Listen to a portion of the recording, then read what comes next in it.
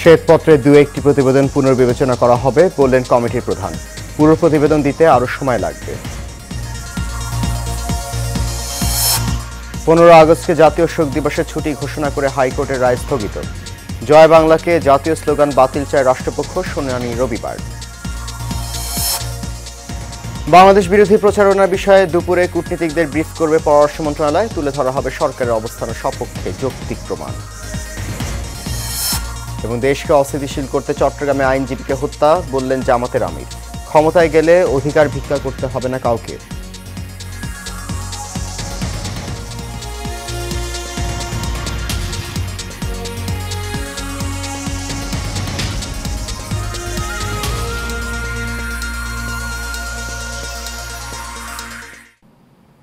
সবাইকে স্বাগত জানাচ্ছি এশিয়ান নিউজে। আপনাদের সাথে আছি আমি সৈয়দ মাহিউজ্জামান মুখর। শুনছেন বিআরবি কেবল ইন্ডাস্ট্রিজ লিমিটেড সংবাদ শিরোনাম। যাচ্ছে পুরো খবরে। শ্বেতপত্র প্রণয়ন কমিটির কাজ হলো চুরির বর্ণনা দেয়া, চোর ধরা নয় বলে জানিয়েছে কমিটির প্রধান ডক্টর দেবপ্রিয় ভট্টাচার্য। রাজধানীর আগারগাঁওয়ে পরিকল্পনা মন্ত্রণালয়ে বিগত 15 বছরে আওয়ামী লীগ সরকারের দুর্নীতির ফিরিস্তি তুলে ধরতে শ্বেতপত্র প্রণয়ন কমিটি আয়োজিত এক সংবাদ সম্মেলনে তিনি এই কথা বলেন।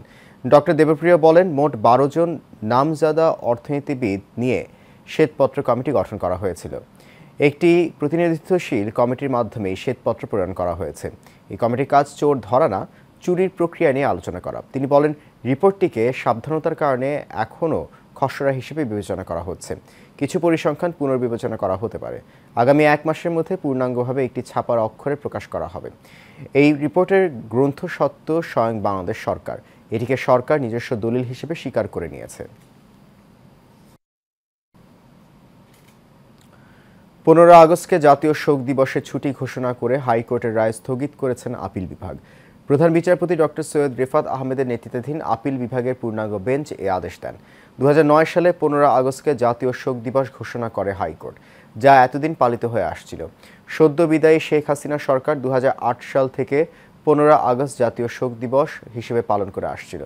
তবে গত 5 আগস্ট শেখ হাসিনা পদত্যাগ ও দেশ ত্যাগের পর ডক্টর মোহাম্মদ ইউনূসের নেতৃত্বে গঠিত হয় অন্তর্বর্তীকালীন সরকার। এরপর 13 আগস্ট এই বছরের ছুটিটি বাতিল করে প্রজ্ঞাপন জারি করে অন্তর্বর্তী সরকার। এদিকে জয় বাংলাকে জাতীয় স্লোগান ঘোষণার হাইকোর্টের রায় বাতিল চেয়েছে রাষ্ট্রপক্ষ। আপিল বিভাগে যা শুনানির জন্য রোববার দিন ধার্য করেছেন আপিল বিভাগ। সংখ্যালঘু নির্যাতন সহ নানা ইস্যুতে ভারতসহ বহির্বিশ্বে বাংলাদেশ বিরোধী প্রচারণা নিয়ে আজ ঢাকায় কর্মরত কূটনীতিকদের ব্রিফ করবে পররাষ্ট্র মন্ত্রণালয়। দুপুরের পর রাষ্ট্রীয় অতিথি ভবন পদ্মায় বিভিন্ন দেশের রাষ্ট্রদূত ও হাই কমিশনারদের ব্রিফ করবেন পররাষ্ট্র উপদেষ্টা তৌহিদ হোসেন। এ বিষয়ে সরকারের অবস্থান ও তার সপক্ষে যৌক্তিক প্রমাণ তুলে ধরবেন তিনি। তবে এই দফায় ব্রিফিংয়ে আমন্ত্রণ জানানো হয়নি আন্তর্জাতিক সংস্থা মিশন প্রধানদের। এই ব্রিফিংয়ে ভারপ্রাপ্ত পররাষ্ট্র সচিব রিয়াজ হামিদুল্লাহ সহ সরকারের পক্ষ থেকে সদ্য গ্রেফতার চিন্ময় দাসের বিরুদ্ধে নেওয়া আইনি পদক্ষেপ ও বাংলাদেশ নিয়ে কারো চক্রান্তের বিষয়টি তুলে ধরা হবে এবং এই নিয়ে বিশ্ব সম্প্রদায়ের সহযোগিতা চাইবে ঢাকা। জামাতে ইসলামের আমির ডাক্তার শফিকুর রহমান বলেছেন, একটি উগ্র গোষ্ঠী দেশকে অস্থিতিশীল করতে আইনজীবীকে হত্যা করেছে। তারা চেয়েছিল বাংলাদেশকে তপ্ত শ্মশানে পরিণত করতে। সকালে ঝালকাঠিতে ইউনিয়ন দায়িত্বশীল সমাবেশে কথা বলেন তিনি। ডাক্তার শফিকুর রহমান বলেন, আমরা এমন দেশ চাই যেখানে কৃষক তার ফসলের ন্যায্য দাম পাবেন, শ্রমিক পাবেন তার ঘামের মজুরি। জামাত রাষ্ট্রীয় ক্ষমতায় গেলে কাউকে অধিকার ভিক্ষা করতে হবে না, সবাইকে তার অধিকার সম্মানের সাথে দেয়া হবে। জেলা জামাতের আমির ও কেন্দ্রীয় শুরা সদস্য অ্যাডভোকেট হাফিজুর রহমানের সভাপতিত্বে অনুষ্ঠানে বক্তব্য রাখেন জামাতে ইসলামের কেন্দ্রীয় নির্বাহী সদস্য মোবারক হোসেন, জামাত নেতা মাসুদ সাইদি। একজন আইনজীবীকে কিছু উগ্র গোষ্ঠী হত্যা করলো। তারা চেয়েছিল এর মাধ্যমে বাংলাদেশকে তপ্ত একটা শ্মশানে পরিণত করবে। ফুটতে থাকবে বাংলাদেশ, জ্বলতে থাকবে বাংলাদেশ, ভুলে খেলা হবে রক্তে। কিন্তু আলহামদুলিল্লাহ এদেশের দায়িত্বশীল মানুষ, বিশেষ করে মুসলমানরা শত্রুদের পাতানো ফাঁদে পা দেয় নাই, কারো একটা লুম ধরেও কান মারে না। আমরা আমাদের সহকর্মীদেরকে বলেছিলাম, আমরা ধৈর্য ধরেছি অতীতে, ধৈর্য ধরবো, এখন ধৈর্য ধরবো আগামীতে ইনশাআল্লাহ।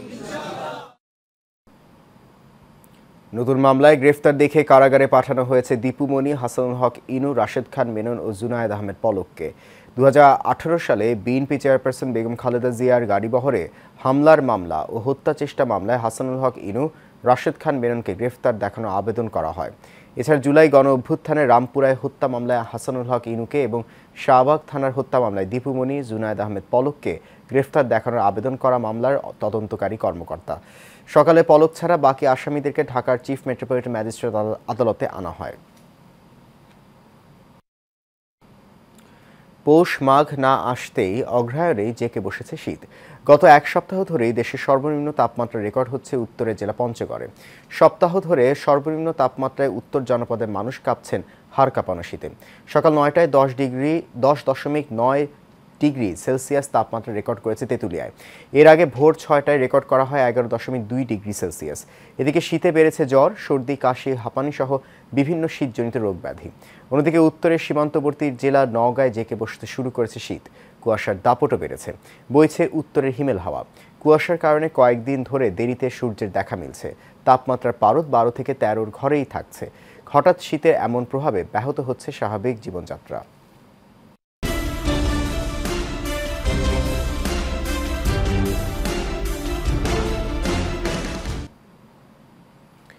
চট্টগ্রামের রাঙ্গুনিয়ায় সালিশ বৈঠকে দুই গ্রুপের সংঘর্ষে মোহাম্মদ মামুন নামে এক প্রবাসী নিহত হয়েছেন। এতে আহত হয়েছেন আরও কয়েকজন। পুলিশ জানায়, সিএনজি চালিত অটোরিকশা চালকদের সাথে ব্যাটারি চালিত অটোরিকশা চালকদের সংঘর্ষকে কেন্দ্র করে সালিশের বৈঠকে দুই গ্রুপের সংঘর্ষের ঘটনা ঘটে। এতে আহত হয় বেশ কয়েকজন। পরে তাদের উদ্ধার করে উপজেলা স্বাস্থ্য কমপ্লেক্সে নেওয়া হলে চিকিৎসক মামুনকে মৃত ঘোষণা করেন।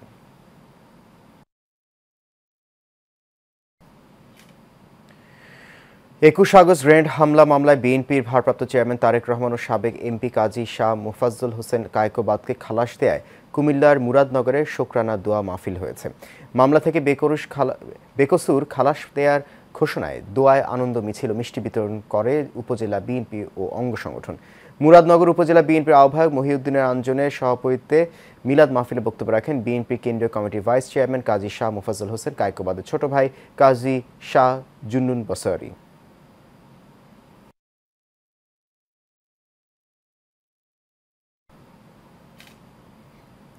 জলে ভাসা পদ্ম আমি পেলাম শুধু ছলনা। কালজয়ী এই বাংলা গানের মতোই বেদে সম্প্রদায়ের জীবন ভেসে চলা পদ্মার মতোই অস্বাস্থ্যকর আর নিরাপত্তাহীনতার মধ্য দিয়েই যুগের পর যুগ চলছে বেদে সম্প্রদায়ের ভাসমান জীবন।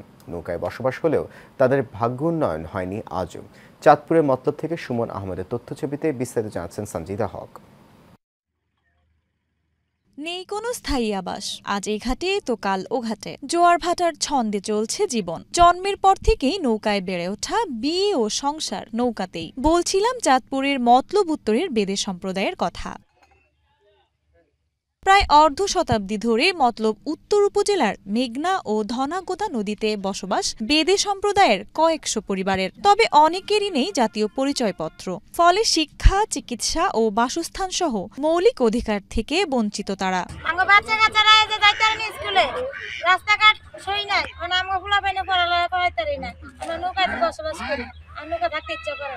আমরা গরিব মানুষ, আমরা নৌকা থাকি।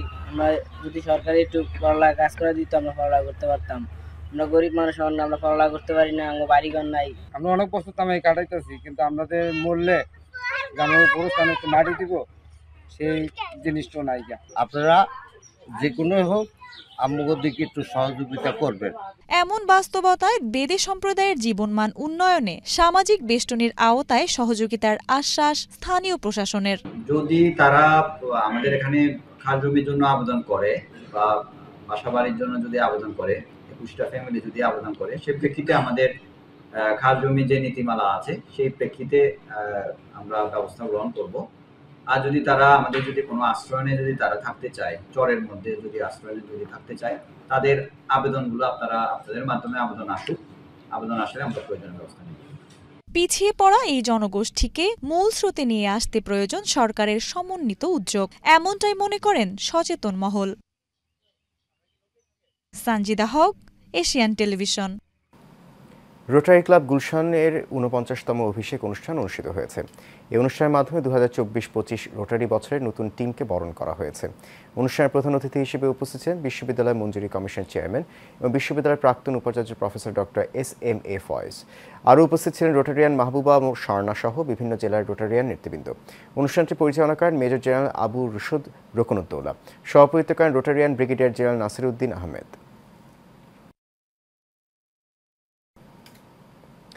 জাতীয় সাংবাদিক সংস্থার প্রধান কার্যালয়ের উদ্বোধন করা হয়েছে। এতে প্রধান অতিথি ছিলেন বাংলাদেশ ফেডারেল সাংবাদিক ইউনিয়নের ভারপ্রাপ্ত সভাপতি মোহাম্মদ ওবায়দুর রহমান শাহীন। জাতীয় সাংবাদিক সংস্থার ভারপ্রাপ্ত সভাপতি আলহাজ মোমিনুর রশিদ শাহীন ও মহাসচিব কামরুল ইসলামের সঞ্চালনায় বিশেষ অতিথির বক্তব্য রাখেন সংস্থার উপদেষ্টা ও জেনিত ইসলামী লাইফ ইন্স্যুরেন্সের মুখ্য নির্বাহী কর্মকর্তা ডক্টর SM নুরুজ্জামান, কেন্দ্রীয় কমিটির সহসভাপতি খায়রুল ইসলাম, যুগ্ম মহাসচিব আব্দুল মজিদ, যুগ্ম মহাসচিব শিকদার টিটো, সহকারী মহাসচিব আতিকুর রহমান আজাদ সহ অনেকে।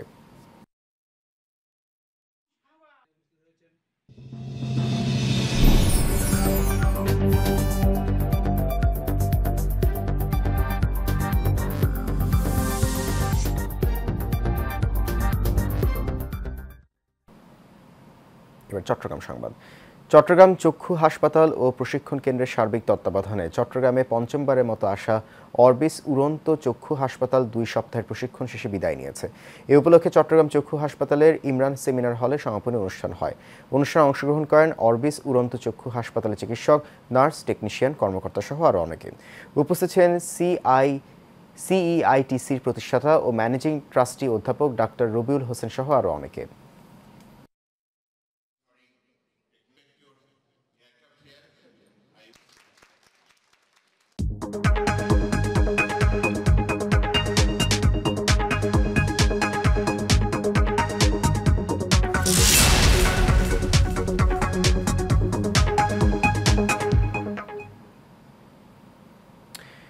এক্সিম ব্যাংক বাণিজ্য সংবাদ।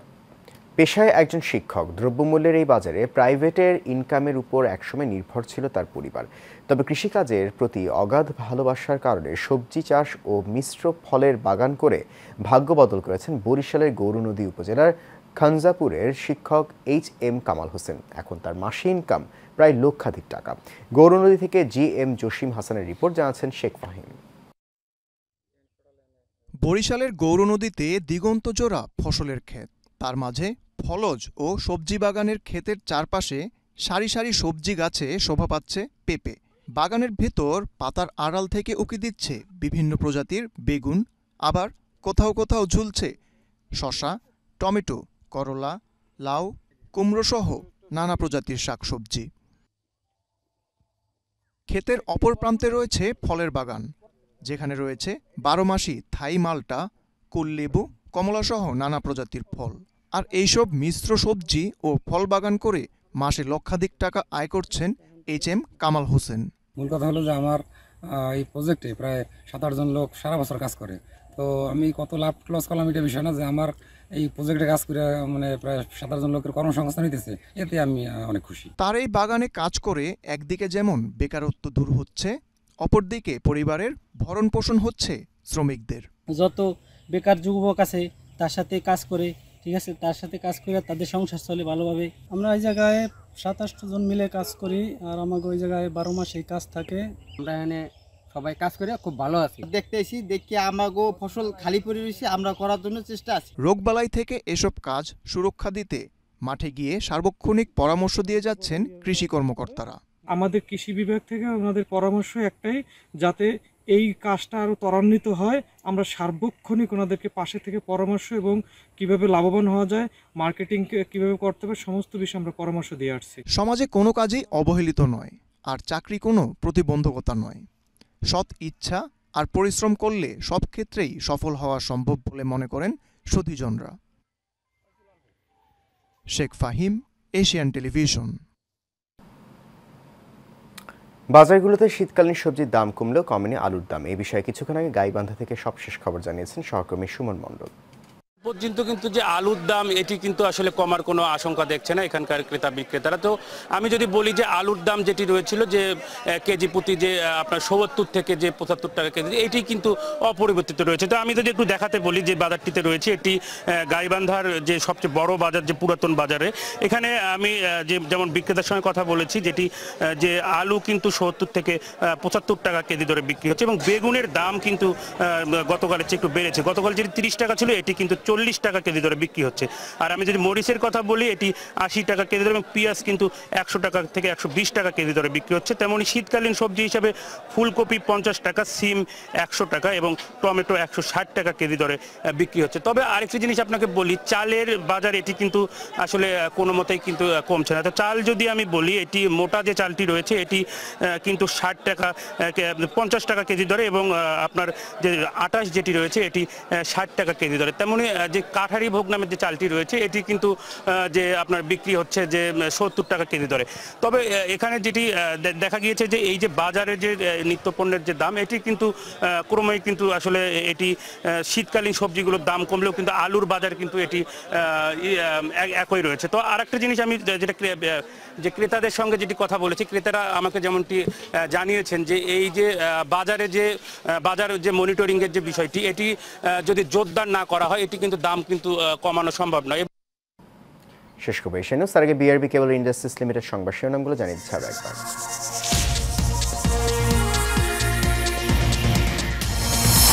শ্বেতপত্রে ২-১টি প্রতিবেদন পুনর্বিবেচনা করা হবে বললেন কমিটির প্রধান। পুরো প্রতিবেদন দিতে আরও সময় লাগবে। ১৫ আগস্টকে জাতীয় শোক দিবসে ছুটি ঘোষণা করে হাইকোর্টের রায় স্থগিত। জয় বাংলাকে জাতীয় স্লোগান বাতিল চায় রাষ্ট্রপক্ষ, শুনানি রবিবার। বাংলাদেশ বিরোধী প্রচারণার বিষয়ে দুপুরে কূটনীতিকদের ব্রিফ করবে পররাষ্ট্র মন্ত্রণালয়। তুলে ধরা হবে সরকারের অবস্থান ও সপক্ষে যৌক্তিক প্রমাণ। এবং দেশকে অস্থিতিশীল করতে চট্টগ্রামে আইনজীবীকে হত্যা, বললেন জামায়াতের আমির। ক্ষমতায় গেলে অধিকার ভিক্ষা করতে হবে না কাউকে।